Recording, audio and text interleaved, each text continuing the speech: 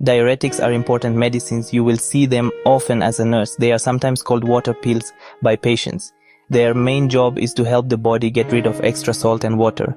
This process is called diuresis. When the body holds onto too much fluid, it can cause problems. This extra fluid can raise blood pressure. It can also make the heart work too hard. Diuretics help by making the kidneys produce more urine. This urine carries out the extra fluid and salt from your patient's body. Understanding these drugs is key for safe patient care and for passing your nursing exams. We use diuretics for several common health conditions. One of the main uses is to treat high blood pressure, which is also called hypertension. Loop diuretics are the most powerful type of diuretic. You will see them used when a patient needs to get rid of a lot of fluid quickly. The common drug names you need to remember are furosemide, bumetanide, torsemide. Furosemide is the one you will see most often. These drugs are used for serious conditions where fluid overload is a major problem. Acute pulmonary edema, fluid in the lungs, severe heart failure, some types of kidney disease. Sometimes they are used for high blood pressure if other diuretics are not strong enough to do the job. The way loop diuretics work is by acting on a specific part of the kidney. This part is called the thick ascending loop of Henle. In this loop, these drugs block the reabsorption of sodium and chloride. They stop the kidney from holding onto salt.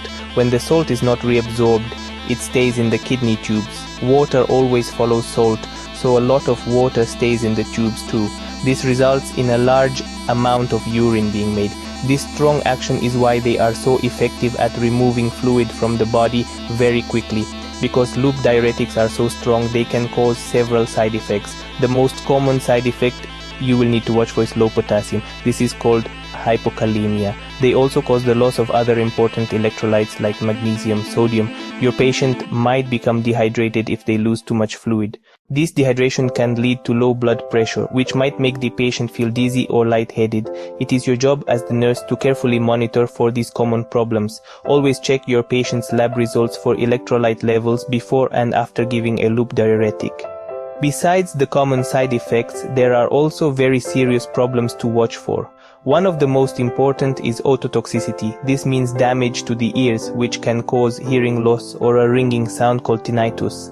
This is more likely to happen with high doses or when the IV medication is pushed too fast. This is a key Nclex safety point. Always give IV furosemide slowly. Severe dehydration can also lead to acute kidney injury. If they take other blood pressure medicines, their blood pressure could drop too low. Certain antibiotics, like aminoglycosides, can increase the risk of hearing damage.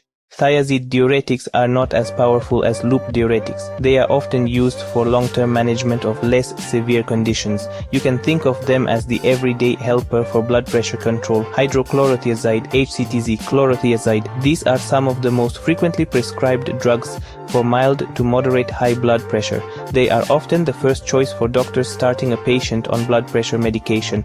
They can also be used for mild fluid retention, also known as edema. An interesting use is that they can help prevent certain types of calcium-based kidney stones.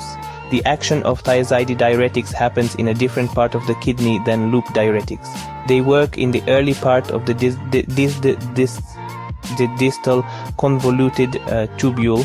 Here they block the reabsorption of sodium and chloride just like loop diuretics do. However, their effect is not as strong. This means they cause a more moderate amount of urine production compared to the large amount caused by loops. This gentler action makes them suitable for long-term use in patients who are not in an emergency fluid overload situation. They provide a steady, reliable effect to help manage blood pressure over time. Like all diuretics, thiazides have side effects you need to know. Just like loop diuretics, they can cause low potassium or hypokalemia. This is a very important point to remember for your exams. However, thiazides have a few unique side effects. They can cause high blood sugar, which is called hyperglycemia. This is especially important to monitor in patients with diabetes. They can also increase the level of uric acid in the blood, which can trigger a painful gout attack in patients who are susceptible. Low sodium and dehydration, so you must always be vigilant for these electrolyte imbalances. For your nursing practice, there are several key things to do. Always monitor the patient's blood pressure, daily weight, and urine output. Check their lab work, paying close attention to potassium and blood glucose levels. Teach your patient to report signs of low potassium, such as muscle cramps or weakness. Since some thiazides can make the skin more sensitive to the sun, you should teach your patient about using sunscreen and wearing protective clothing. Also advise them to check with their doctor before taking over-the-counter NSAIDs like ibuprofen, because these can make the diuretic less effective at its job. Osmotic diuretics are very different from other diuretics. There's really only one main drug for Nclex, mannitol. Not for high blood pressure or typical heart failure. It has very specific life-saving uses, used in emergencies to reduce brain swelling, cerebral edema, after a head injury with certain brain tumors. Also used to lower very high eye pressure, before eye surgery. During an acute glaucoma attack, mannitol works by a simple science principle. It's a sugar your body can't easily absorb. Given IV, it goes into the bloodstream, then gets filtered by the kidneys into the urine tubules. It stays inside the tubules because it's not reabsorbed. Acts like a magnet for water. This property is osmosis. Pulls water from tissues and blood into the urine, creates a very large urine volume, rapidly reduces fluid, especially from the brain and eyes. Because it pulls fluid into the blood vessels first, specific side effects occur. Early in the infusion, it can increase bloodstream fluid volume. That can stress the heart. In a weak heart, this shift can cause heart failure, or fluid in the lungs, pulmonary edema. This is very serious. Monitor lung sounds closely and the heart rate. Mannitol can form crystals when cold, so always use a special filter on the IV tubing. Check the IV bag for visible crystals. If present, warm the solution per hospital policy. Measure urine output carefully, often hourly, to confirm the drug is working and the kidneys are functioning. Potassium-sparing diuretics are a special group. They do something the others do not. They help the body get rid of salt and water without causing the loss of potassium. This is their most important feature. The two main drugs are spironolactone and amiloride, often used with a loop diuretic or a thiazide diuretic. This balances potassium loss from other diuretics. Spironolactone treats heart failure and has been shown to improve survival. It is also used for ascites from liver disease. These drugs act in the last parts of the kidney tubule, the distal tubule, the collecting duct. Spironolactone blocks the hormone aldosterone. Aldosterone normally makes the body hold on to sodium and get rid of potassium. Blocking aldosterone causes loss of sodium and water while holding on to potassium. Amiloride directly blocks sodium channels in the same area. Both produce a mild diuretic effect while sparing potassium, hence the name potassium sparing. The biggest risk is high potassium. This condition is called hyperkalemia. Too much potassium can be very dangerous. It can cause serious heart rhythm problems which can be life-threatening.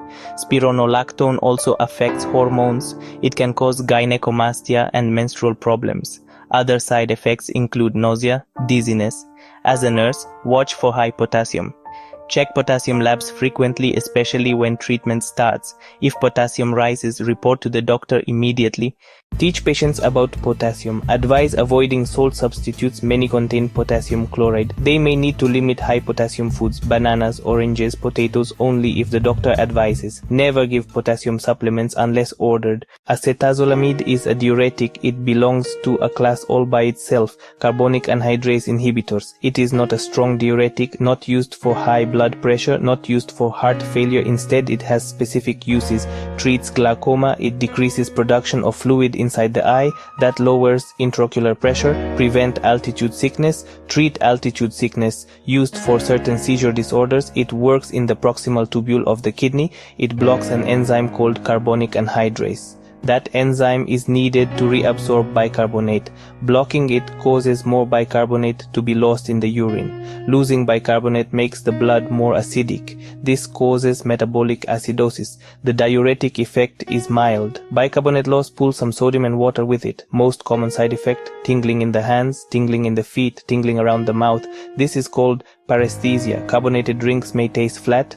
Carbonated drinks may taste metallic. It causes increased urination, especially when starting the drug. The most important side effect is mild metabolic acidosis. Nursing care, monitor for its unique effects. For long-term therapy, check electrolytes and blood gases for severe acidosis. Teach patients about common side effects like the tingling so they're not alarmed. Advise staying well hydrated to help prevent kidney stones. Kidney stones are rare but can be serious. Be cautious in patients with problems with acid-base balance. Be cautious in patients with severe liver disease. Remembering all the details about diuretics can be tough, especially for an exam. Using simple mnemonics can help you keep the key facts straight. For loop diuretics, remember loops lose lots. They cause loss of lots of fluid. They cause loss of sodium. They cause loss of potassium. Watch the patient's ears for ototoxicity. For thiazide diuretics, think thiazide thirsts for sugar and gout. Monitor for dehydration. Monitor for high blood sugar, hyperglycemia. Watch for high uric acid that can lead to gout. For potassium-sparing diuretics, use spare the K. Main risk, high potassium, hyperkalemia. For mannitol, mannitol makes moisture move. For acetazolamide, acidazolamide, metabolic acidosis. Using these tricks makes studying more efficient. Beyond mnemonics, use a consistent nursing checklist. First, check blood pressure before and after the dose. Also check heart rate before and after the dose. Second, weigh the patient daily, same time and same scale. Third, monitor fluid intake and output, INO. This routine helps catch problems early. Finally, stay on top of lab values. Also, stay on top of patient teaching. Review electrolytes, potassium. Review electrolytes, sodium. Review electrolytes, magnesium. Check B1. Check creatinine. Check blood glucose for patients on thiazides. Patient education is a vital nursing role. Teach the most common side effects and what to do. Tell patients when to call the doctor. They need to report signs like severe dizziness. They need to report muscle weakness. They need to report a fast or irregular heartbeat. They need to report any hearing changes. They need to report sudden shortness of breath. Your careful monitoring and teaching will keep your patients safe.